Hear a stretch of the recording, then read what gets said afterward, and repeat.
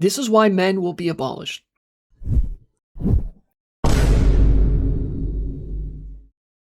I saw a thread that was actually interesting enough from a philosophical perspective to bookmark it.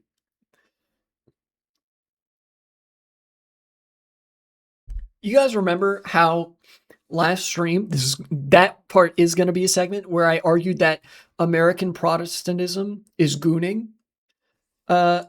This may occupy a similar vein to that. Here we go. This got me thinking. Let's start here, and then I will work my way backwards. It starts with a premise. If all masculinity is patriarchal, then there can never be a man who is good, and therefore it is not worth trying to keep men from being raised to reinforce the patriarchy. All men automatically become the enemy. They are no longer people who can do good, they are just enemies. And somebody actually comments that, yes, purely by accident from first principles, this person has discovered gender abolition. Because if gender roles are enforced as a mode of hierarchy, then it is not possible to have a person that's capable of existing outside of it. That, if that makes sense.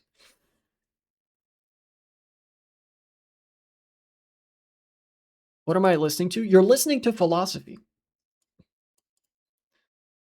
This may, in the broader context of this thread, this may be serving a different rhetorical point, but consider this on its own, right? Consider that we're in a philosophy class.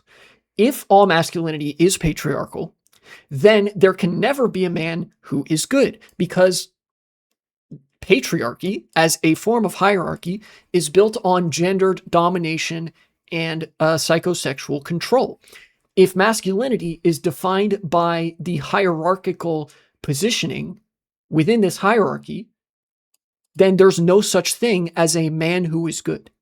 That's what this is saying. And this is a correct if A then B, if B then C, therefore if A then C. This is like, this logically follows, right?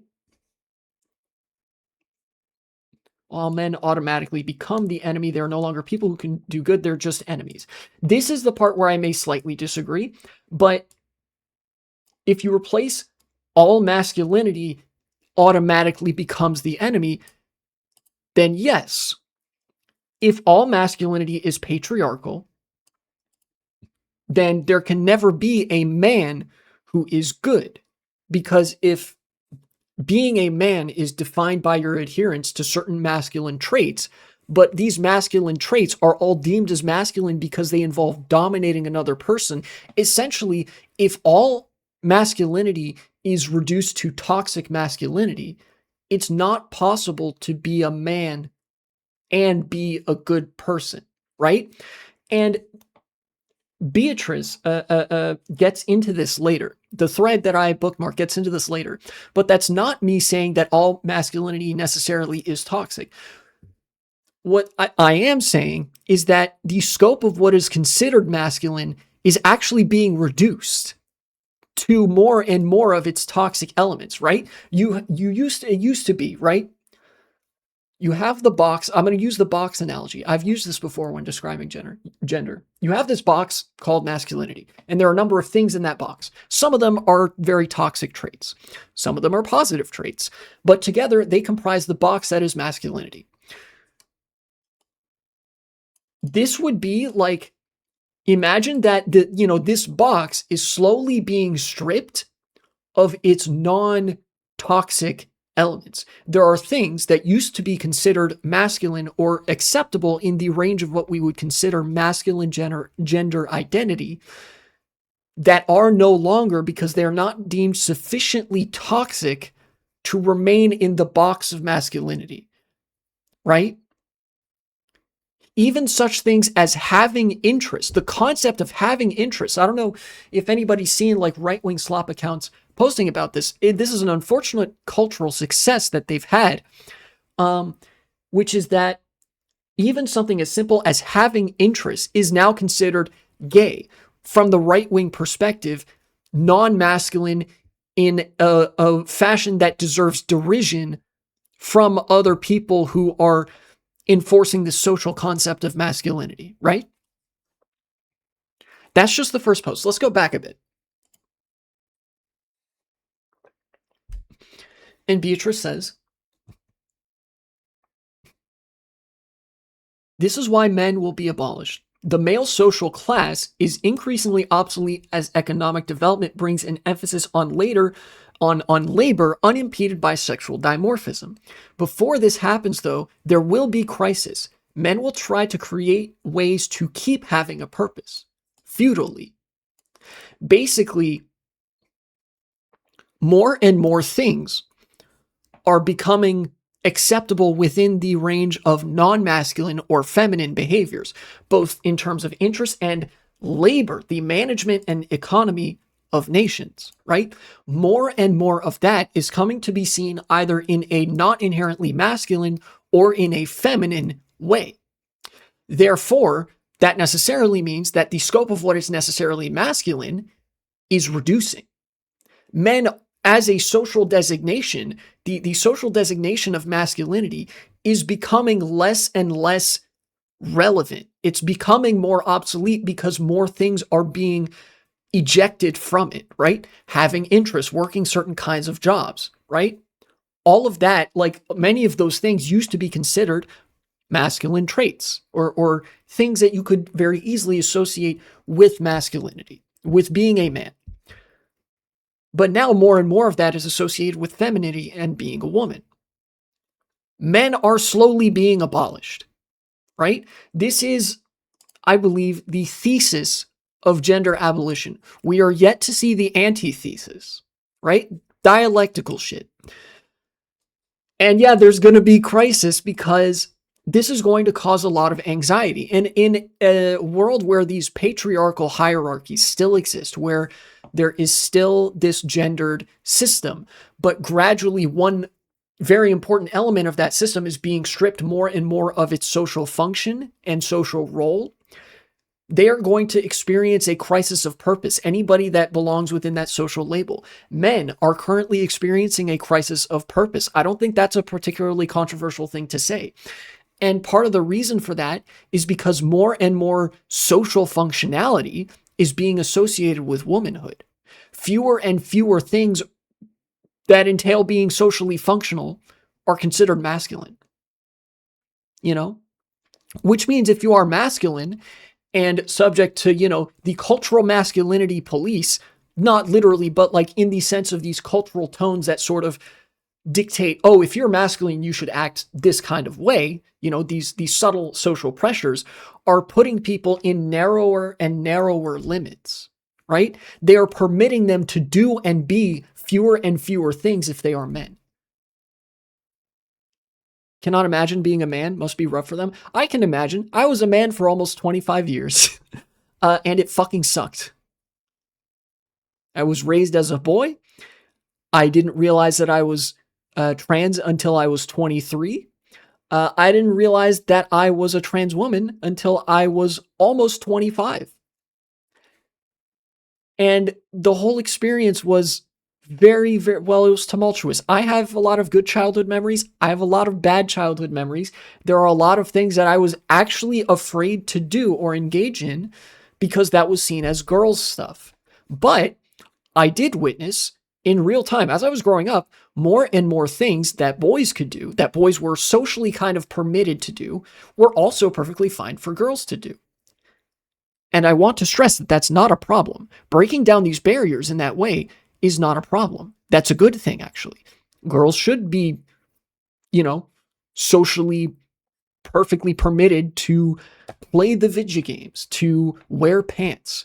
Women used to not be allowed to wear pants in America, right? These barriers breaking down is good. The problem here, or what Beatrice is talking about, is these barriers are now being reconstructed one way.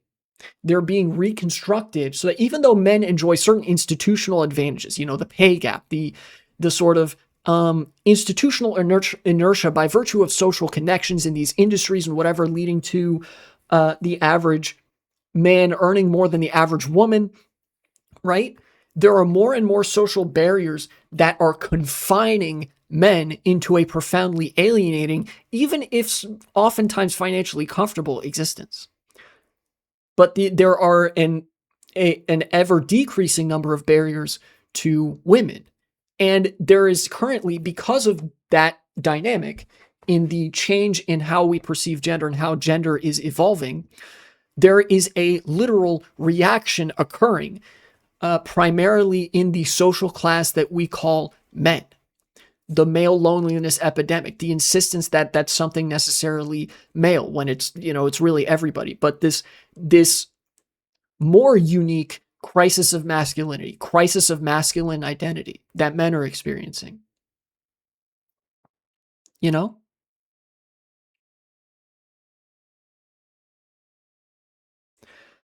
She continues. She actually made a full thread about this.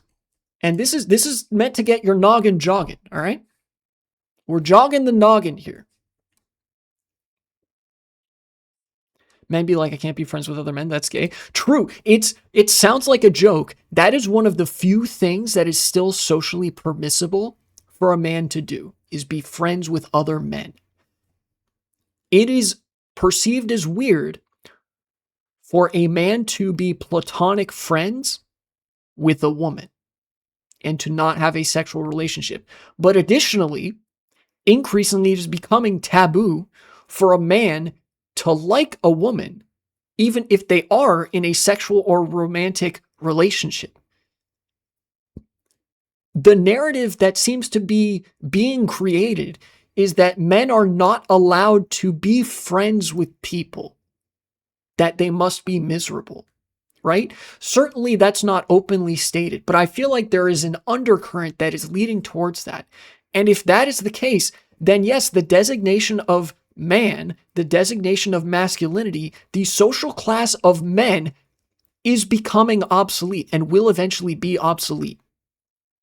Men cannot have fun. Again, you joke, but there are literally people who will be, guys who just like video games or something, or some kind of like niche interest. They like reading such and such kind of book. They'll post about it, and some right winger will quote tweet them and be like, man, you have interest? That's gay. Which speaks to an ideological opposition to men having fun, right? At least men having fun in a way that doesn't involve sexually dominating a woman. I don't know about you, but I've seen plenty of right wingers who performatively engage in this sort of masculine policing, who do the whole, ha ha ha, that's gay type of shit and mean it unironically. I've seen plenty of them joke about rape. And, that's pretty consistent across them. They'll joke about the like sexual value of women or whatever, and consistently talk about women as objects. That seems to be untouched.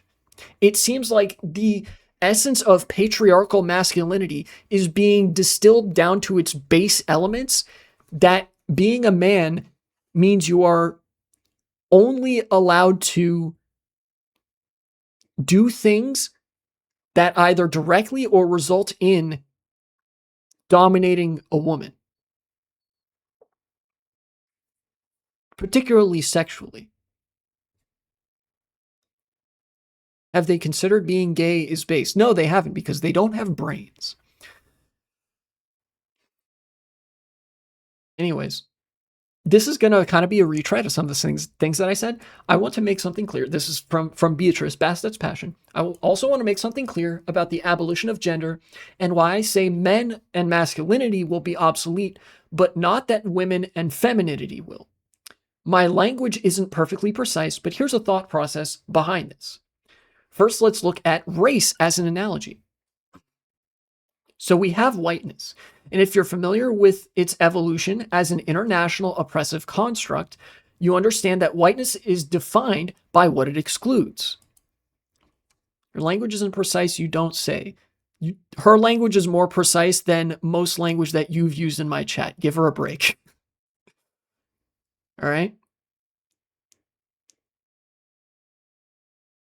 If you're familiar with the evolution of whiteness, you understand that whiteness is defined by what it excludes. Whiteness must constantly avoid sharing things in common with non-whites. This is part of the reason that this sort of quasi-racial cultural pipeline exists, where things will gradually have to be subsumed into white culture and then become sort of dissociated with minority cultures in America. Where a lot of turns of phrase that are very common in the broader American lexicon, which is part of like institutional whiteness or whatever, this shit that you would hear a normal white person say who's like culturally in the know more or less, that stuff tends to drift away from marginalized communities over time because now the white people have it and there's sort of an institutional pressure, or maybe not even institutional pressure. There's like the cultural pattern there is that just becomes part of white culture as distinct from Black culture, Hispanic culture, Asian culture, whatever in America, right? Like many scholars have talked about this. I am not one of those scholars, but this is pretty consistent with how whiteness is defined if you learn it as a concept of very amorphous but generally sort of race-associated cultural characteristics that change and are dictated by different things over time, right?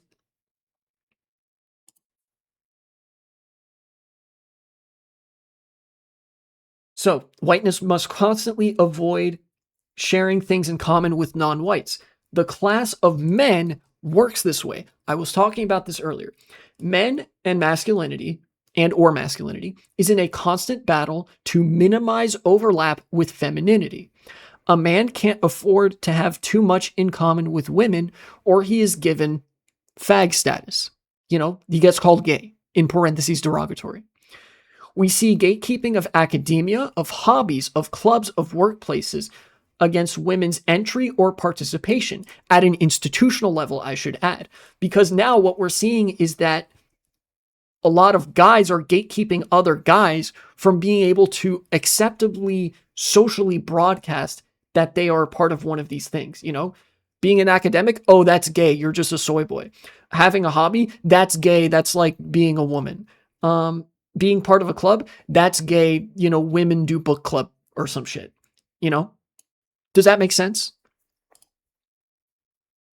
Yes, this is not characteristic of a system that would hold it important for people to have rights and freedoms. It is a very strangely illiberal component of liberalism that patriarchy still remains. But institutionally, where men do have a certain degree of exclusivity in dominating a certain profession or dominating academia, there's a lot of gatekeeping of women at an institutional level. Basically learning about anthropology in college, you learn about some of the other social sciences as well, just because there's so many areas of overlap between the social sciences. You learn that basically it was very rare to see a woman in the social sciences because they were either socially or sometimes legally not allowed to hold those jobs until basically the 20th century. And even then they were very sharply looked down upon, often dismissed for irrational reasons. A lot of gatekeeping existed, but now that gatekeeping seems to go both ways, or one way for both genders, or something like that. Doctrinally, women are defined by our usefulness to reproduction. Again, this is part of the patriarchal ideological zeitgeist,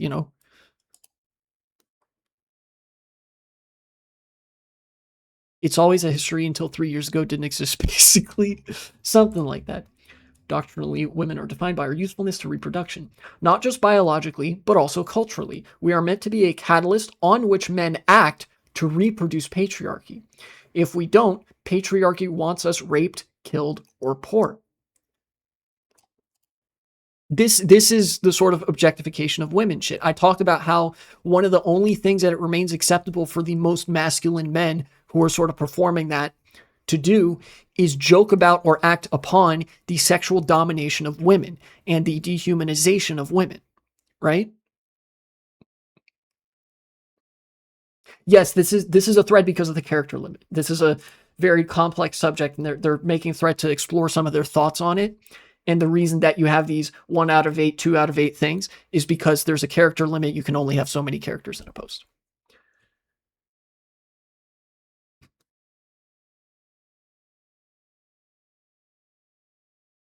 Yes, women, the class is also becoming obsolete in that sense, but it's still different. Increasingly, femininity is eating many of masculinity's niches. Labor that is either mental or only somewhat physical is either shared by women or dominated by us. Other labor that still resists this feminization is still being made obsolete by technology, automation, and economies of scale. This is what I hinted at earlier that, again, I should have just let her cook because we were going to get to this anyway, that the scope of what men are allowed to socially and able to do is kind of shrinking by self-enforcement. Patriarchy is eating itself. You know, the mechanisms of social enforcement of masculinity are pigeonholing men into a smaller and smaller box that increasingly only contains toxic, unhealthy, domineering, and, well, patriarchal traits. Meanwhile, the label of femininity being everything outside of that patriarchal rule, like being not part of the top of that hierarchy, is subsuming more and more of those roles that were deemed to be not masculine enough for the current crop of men, right? Having interests and hobbies, being in academia, right? Increasingly, this is feminine coded because men as a class have come to drift further and further away from those things, leaving a vacuum. Or rather, it would have if femininity didn't sort of move and change to occupy that as well. And what labor did not go from masculine to feminine, simply went from masculine to automated and inhuman, and therefore neither masculine nor feminine, right? I wonder what caused them to post this out of the blue. We saw what caused them to post this. Keep up. Pay attention.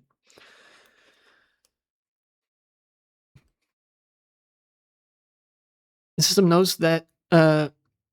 System knows that, which is why they're like, we should restrict rights for women. Yes, the reason that political reaction is the way it is, the reason why it has such a masculine bend to it, is that it is literally a crisis of masculinity. Men are losing purpose, and so in a desperate, panicking struggle to find purpose, they are attempting to restrict the scope of purpose that women are allowed to have before potentially themselves trying to reclaim that.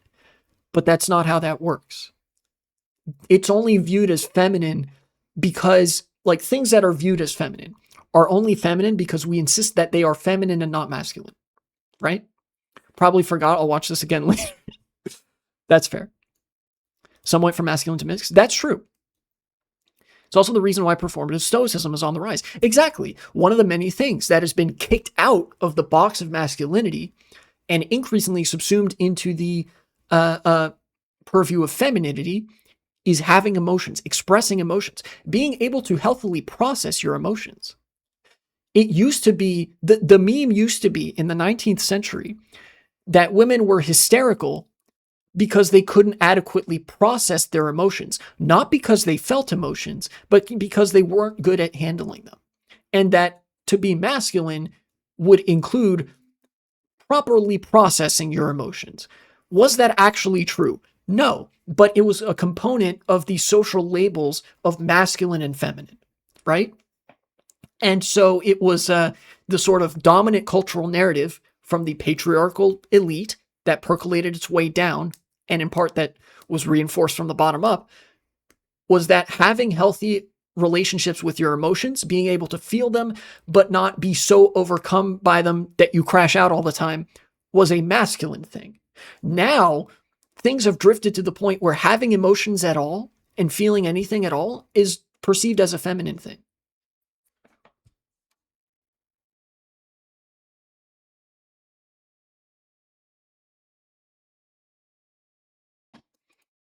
Remember when women used to get shocked from having periods? Yeah, that was a thing. Oh yeah, in the socially prudish kinds of societies, I imagine it's like people don't necessarily tell you, yeah, you're gonna like bleed out of your vagina every month. So they probably were like, what the, you know? And when people were more peasant brained and didn't understand that it might have been like every time you get a period, it's like, holy shit, I'm bleeding from my vagina.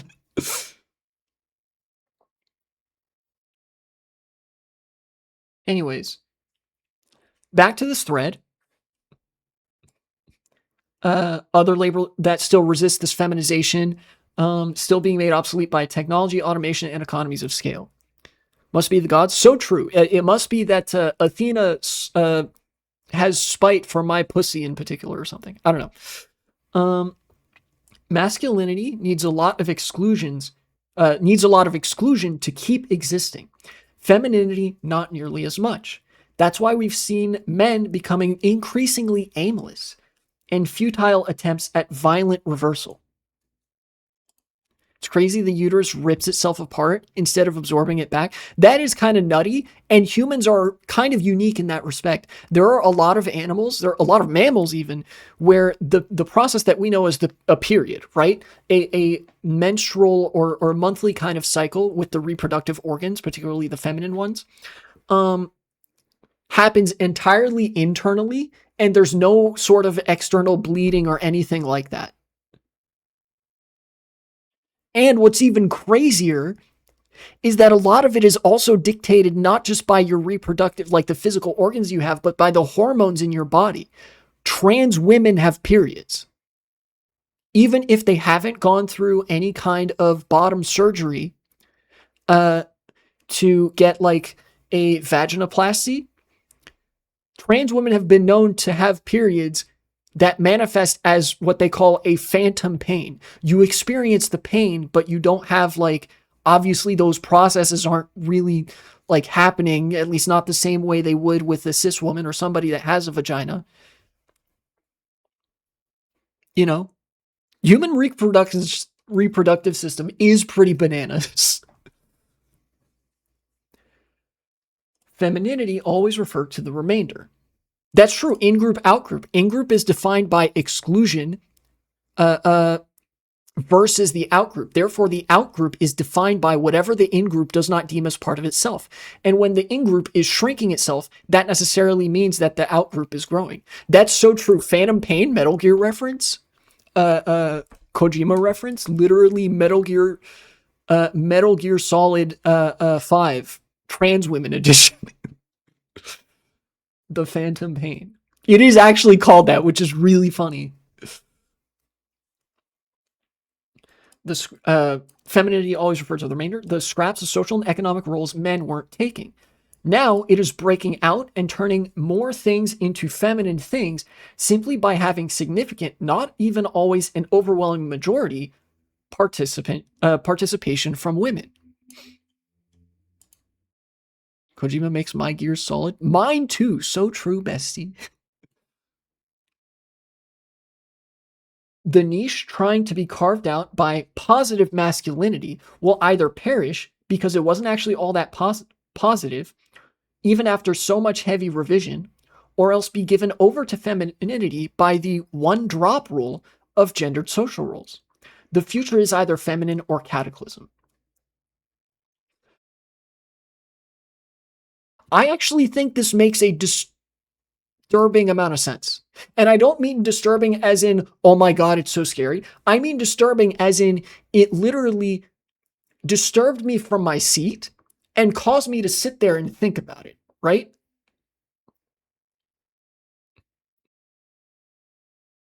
Right? I don't mean like emotionally, well, I do, in some sense, I do mean emotionally disturbing because I felt some emotions reading this, like confusion and like, curiosity. Um, but I don't mean disturbing in a negative way, if that makes sense. It made the noggin start jogging. It got the gears turning. It made me think of Kojima, which makes my gears solid. Thank you. Uh, uh, Made my Metal Gears solid. Excuse me. Um,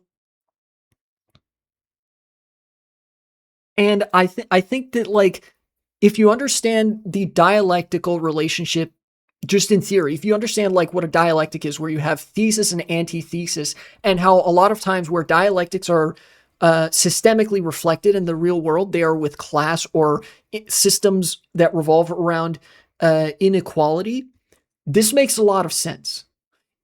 If the nature of men and women are a dialectic in a patriarchal system where men are the thesis, the in group that has power and control and gets to dictate certain terms, the in group, and women are the out group, masculinity and femininity being thesis and antithesis, then this is the dialectic approaching a resolution where it's not to say men and women will be equal. I don't think that's like necessarily what's even happening here, because that necessitates the remainder of the labels of men and women, which are defined by being unequal to each other in the roles that they occupy. I think this speaks to the dialectical road that like leads to the resolution of a conflict between thesis and antithesis, which means that they both cease to exist and become synthesis, right? You have thesis, antithesis in a dialectic. The two meet, they obliterate each other, and they produce a new thesis, the synthesis, right? The contradictions between masculinity and femininity are sharpening. Femininity is coming to represent more and more things that are positive, normal, and socially functional and characteristic of people as like social units, right? Who have interest, who feel emotions, who have friends, who want to spend time with each other, who, do all that sort of stuff. Meanwhile, masculinity is increasingly being colored by this performative online like stoicism and calling anything non-masculine, right? Like, it seems that masculinity is kind of shrinking in the degree to which it is able to exclude femininity from the things that it does and has, right?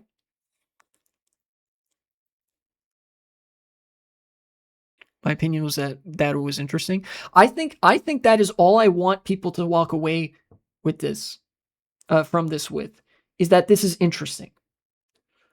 And yeah, so okay, this person asks, what happens when the 4 billion or so men become obsolete? When masculinity becomes obsolete, do they just die? No.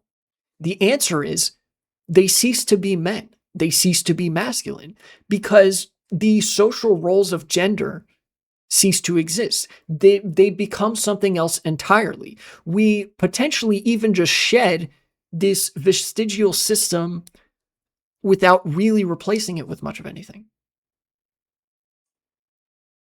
Or maybe we do replace it with something.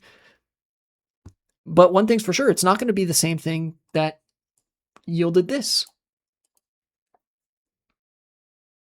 I also want to contribute to this. The part of the reason that I think that there's a point here, masculinity is shrinking and femininity is growing. There's historical evidence to that effect. You can look at any institutional demographics in the social sciences, in government, in corporate representation, and there are more women composing these institutions and acting as part of and on behalf of these institutions now than there were in the past, right? Femininity is advancing in this dialectic.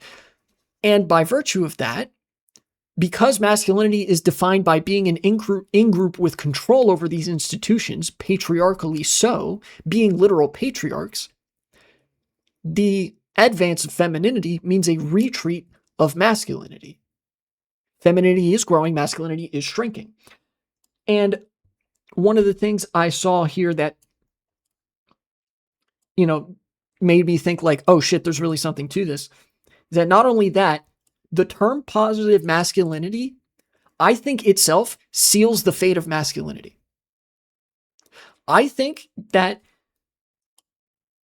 this makes the whole argument. The fact that masculinity has come to a point where you have to specify not toxic masculinity, but positive masculinity. The fact that now that is the thing that needs to be prefaced, that needs to be specified about masculinity.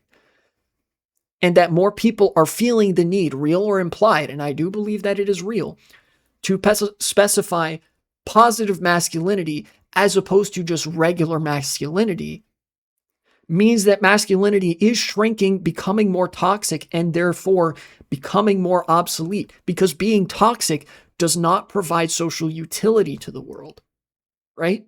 That's kind of what being toxic means. You're a hater. You're just, I mean, being a hater can be funny at times, but like a lot of times that shit ain't even funny, because being funny is like gay or something. Is that why we got that one lesbian fascist in Germany? It might actually be.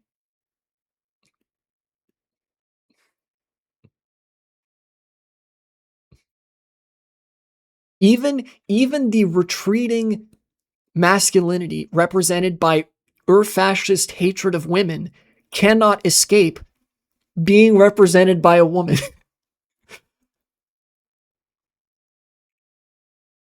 Every day my repulsion for most men grows more justified.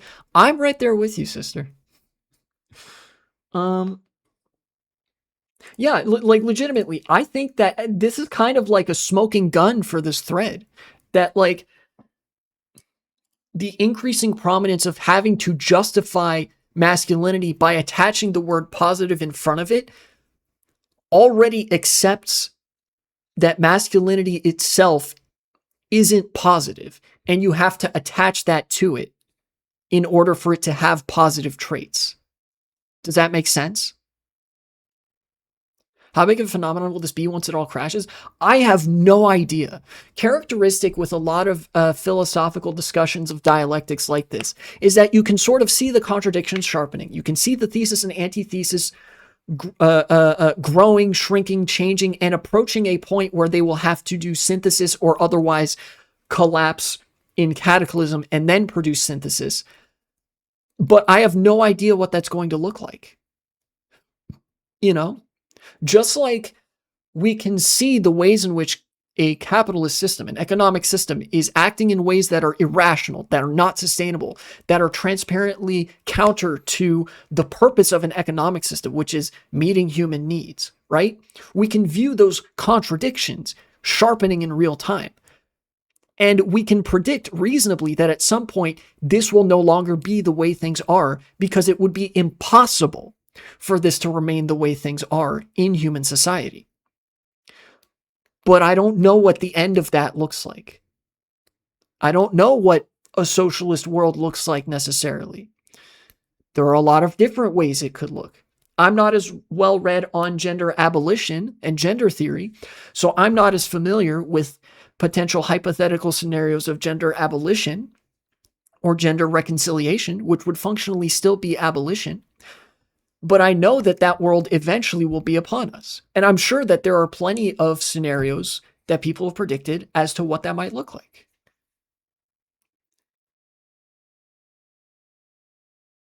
Truly, yeah, another we are inevitable moment. The gender abolitionists, I think, are like gonna be eaten pretty good soon. I just have the mindset we'll figure it out as we go. Yeah. My vote is that either people go full mainly fascist or it disintegrates because it's not sustainable. I think both of those things are going to happen in that order. I think that the reaction is going to become more severe as masculinity retreats and shrinks further and further. As femininity comes to represent more and more of society, particularly its sociable, non-toxic elements. And I think that is going to motivate people who still remain in the label of masculinity to be incredibly fascist and reactionary. And they're going to go out with a bang, or maybe they go out with a whimper, but it will disintegrate because that's not sustainable. Yeah, to use an example people would be familiar with, it is like Hitler in the bunker. He chills in his bunker. Things are actually like visibly collapsing around him for the German Reich or whatever. And then eventually he offs himself, you know?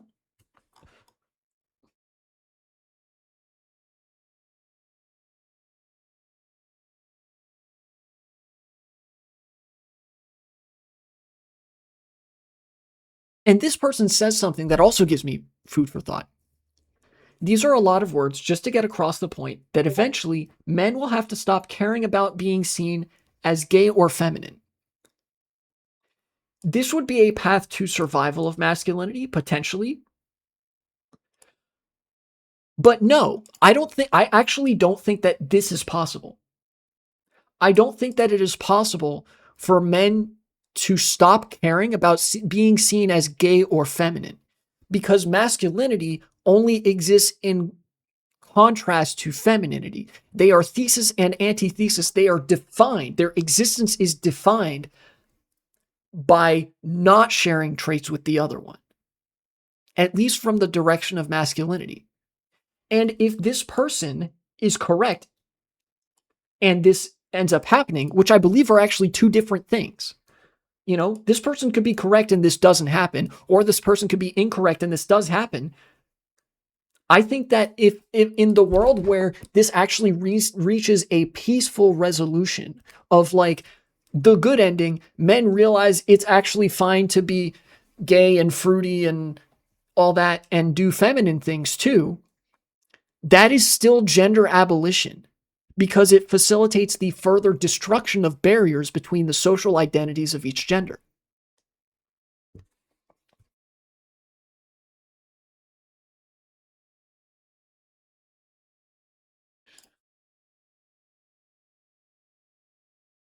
Let's hope it doesn't end in the day of the rope or something. Well, let's hope indeed. But personally, I don't think it will. But again, I can't see the future. I've said this plenty of times. I can't predict how this will end, but I think it will end with gender abolition, basically.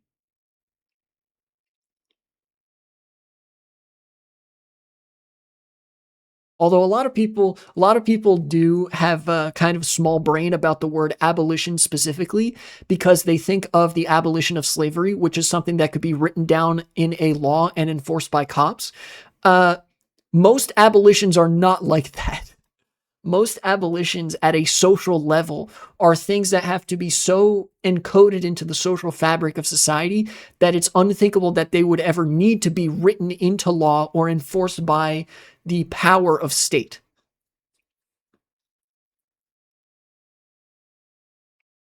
A symptom of it is femboys, I'd wager, and seeing how femboys integrated into fascism is probably a smoking gun too. I think so too. I think the attempt to reclaim elements of femininity into what is acceptable in the masculine fold is sort of a symptom of this happening, right? Because femboys are basically like it's a sign of like what I was referring to earlier, where a lot of times uh, uh, the far right men that post online about everything being fake and gay will call you gay if you like women. But liking femboys somehow to them is not gay. But sometimes it is gay. So either way, with this contradiction, that sort of feeds back into the ever shrinking exclusivity of masculinity.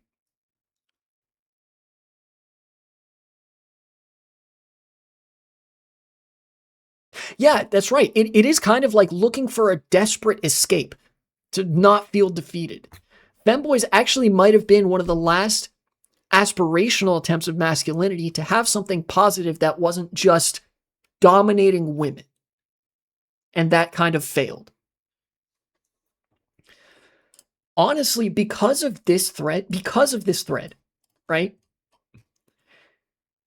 And because of the phenomena that Beatrice describes in this thread, this honestly, if I had to be a little bit of a Nostradamus about this, right?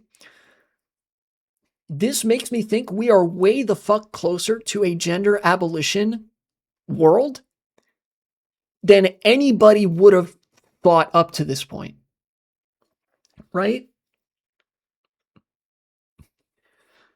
If we keep going in this direction, it's going to be messy, but I would doubt if there's a particularly rigid sense of gender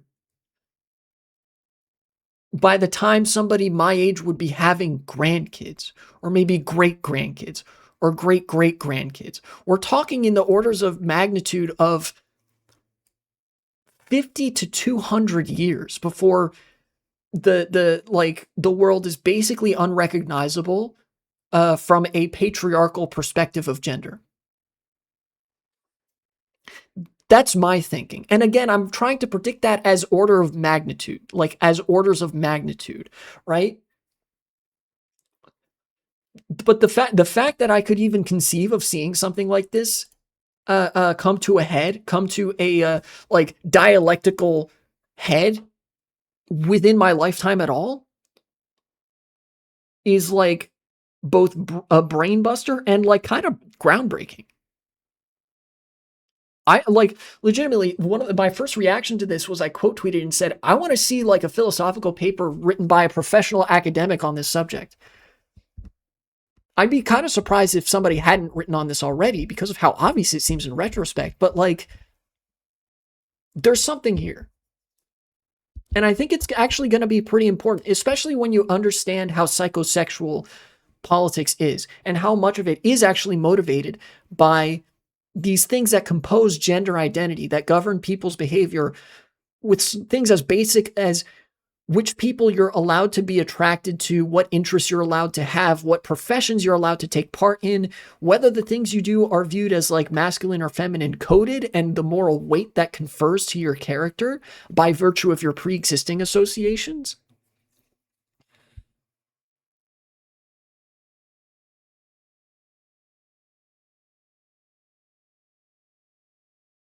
Freud. It's true. It's Freud again. He's back. He's back and stronger than ever.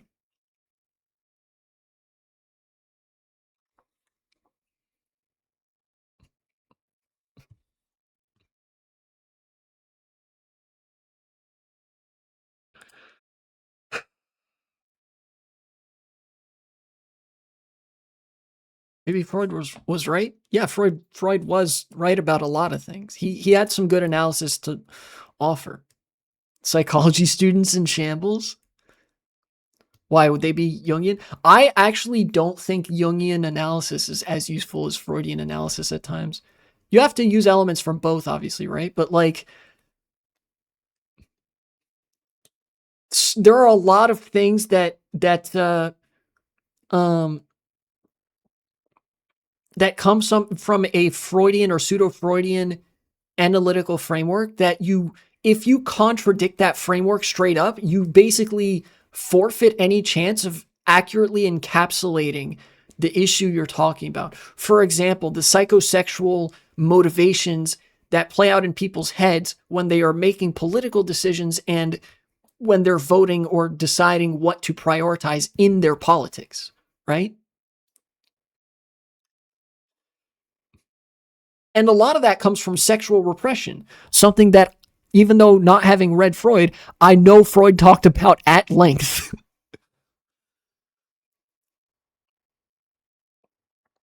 where the other psychologists, the other foundational psychologists are at their strongest is where they're not like directly contradicting the sort of psychosexual analysis that, to my knowledge, Freud had a significant hand in developing, and obviously Wilhelm Reich as well. Strasser is homo-fascism. That's true. That's facts. The only thing I could see giving masculinity any sort of fuel beyond this point, honestly, is homo-fascism, where everything comes to bear the label of gay parentheses derogatory, except actually being gay and loving other men, and fucking other men. Note the strands. That's true. I think, no, legitimately though, I think there's something to that. The only, like, that's not even going to make masculinity last forever. But like, if you love men so much, why don't you just fuck and marry men? Is kind of the only thing that masculinity could turn to. Yeah, they would actually have to go back to the fucking homosexual ancient Greece type shit, which would unfortunately also include uh, pedophilia, which is another congruous part of the like sexual domination elements of masculinity. That fucking freak psychosexual control and shit.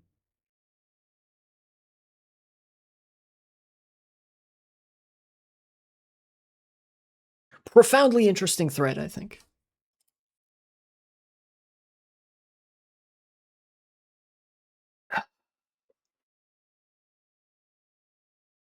It actually felt kind of liberating reading that. I'm not gonna lie. You know, it was a little bit like, yeah, it ain't like the as if the right wasn't pedophilic already. Um, it felt kind of liberating reading that thread. It felt kind of like intellectually affirming in my decision to transition finally. Um, you know,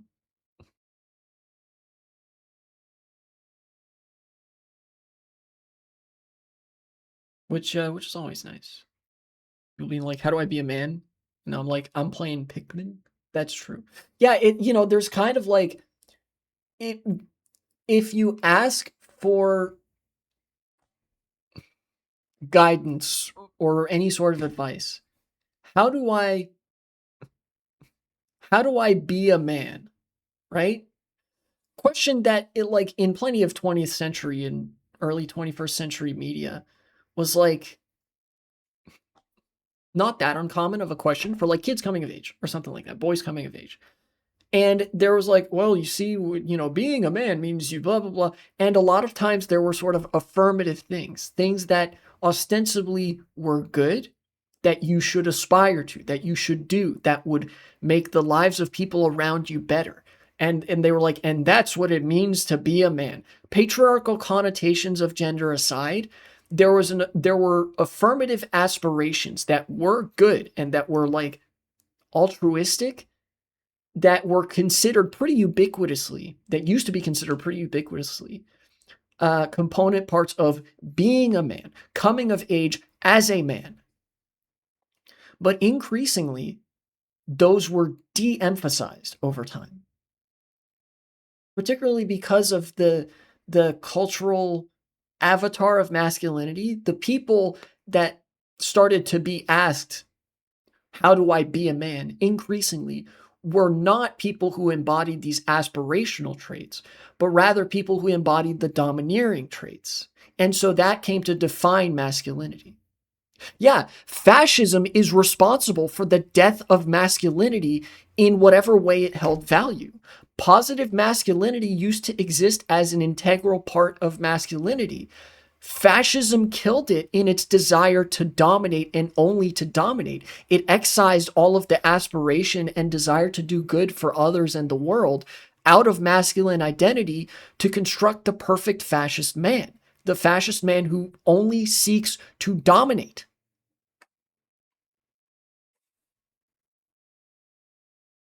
And what do we know about fascism? It destroys itself. It's an inherently self destructive ideology. And because it focuses so much on masculine identity, when it succeeds in any degree in intertwining itself with masculinity, with masculine identity, that's going to make masculinity that much more self destructive too, which is going to have a feedback loop. Further proof that liberals are the better fascists. Um,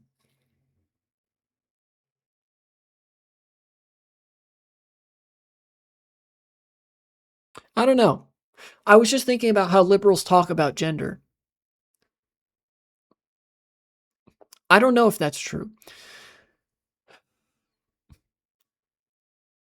A lot of what I've heard liberals talk about with respect to gender is sort of also sort of contributes to the isolation of men. Um, in the sense that they also sort of fixate on the negative traits of masculinity. They sort of reinforce what the fascist is trying to do in co-opting masculine identity. Yet again, liberals come to the rescue of the fascists, where the fascist is like, this is what being a man means. And the liberals' response is not, no, it isn't, but rather, that's gross. We don't want that. Will represent women, you know? So I guess they're sort of hastening the dialectic.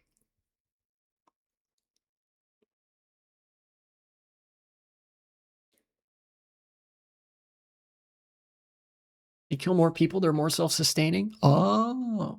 Yeah, I guess in that way, they would be just better at doing fascism, especially because, you know, the fascies, the hatchet and sticks is also, that's not just a symbol of fascism. Remember the video that I made a few years ago. Fascism is inherently an anti-art ideology, so it has to crib from other ideologies. The fascies is a liberal symbol. Liberté, égalité, fraternité. The fascies represents that. Do you have a Discord? Yes, I do. You can type exclamation point Discord for the Discord.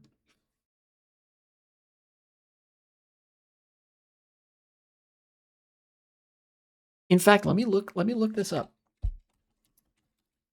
Uh, French Revolution fasces. Symbolism in the French Revolution. Yeah, look, here it is. Right here. There it is. The fasces. That is actually the name of this thing. The object, the symbol for which the ideology of fascism is named, is a derivative of Enlightenment liberalism.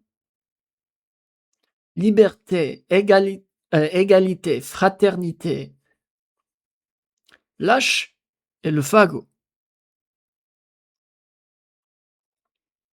Mussolini was cooking something? Maybe he was. Sometimes you think Mussolini might have been cooking purely because he was Italian.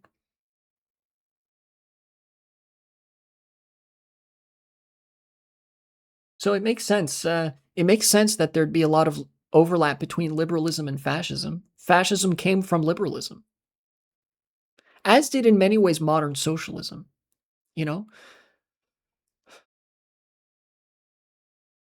you edit this picture a little bit, that'd be a good video game weapon.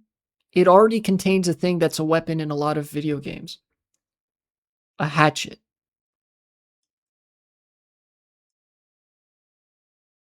This is a bunch of sticks bundled around a hatchet, which is already a weapon.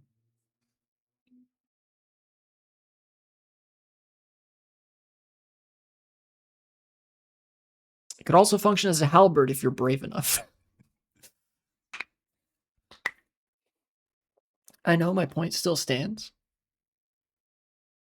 Oh, you mean like if instead of a bundle of sticks here, this whole thing was the handle and it just had a little thing up here? I see what you mean. Mussolini sometimes feels like not that bad of a guy, but like that conservative Southern European uncle that likes alcohol, cars, and women a bit too much. You know, he does feel a little bit like that, especially with his quote that racism, it is not fact, it is feeling. And then later he was like, Italians should proclaim themselves to be racist. He does feel a little bit like that, especially with the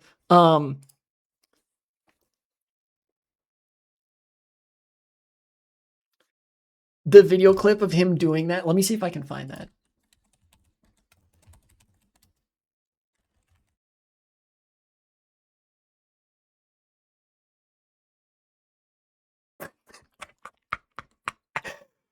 God, it's so good. It's so good. Here, hold on.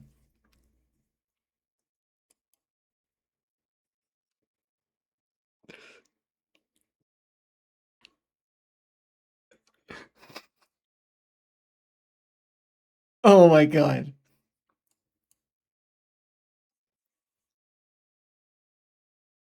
They're calling him the funniest fascist to have ever lived.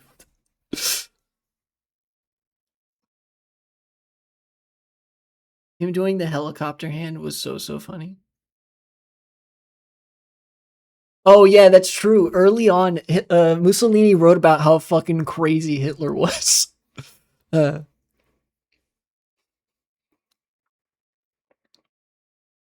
I feel like maybe this is going to be a segment. I feel like there's too much interesting philosophical discussion here and like laughing at Mussolini for me to not make this a segment. We've got all the check boxes. Trans women, check. Twitter, check. Laughing at how funny Mussolini was, check. Dogging on liberalism, check. Men bad, check. Philosophy, check. Leftist meme, check. I don't know. I think it checks plenty of boxes there. But I do have to like put an end to the segment sooner or later. So I'm gonna put my foot down and say, future me, cut it. We got to move on. We got to move on. Thanks for watching, and support the channel if you would be so kind.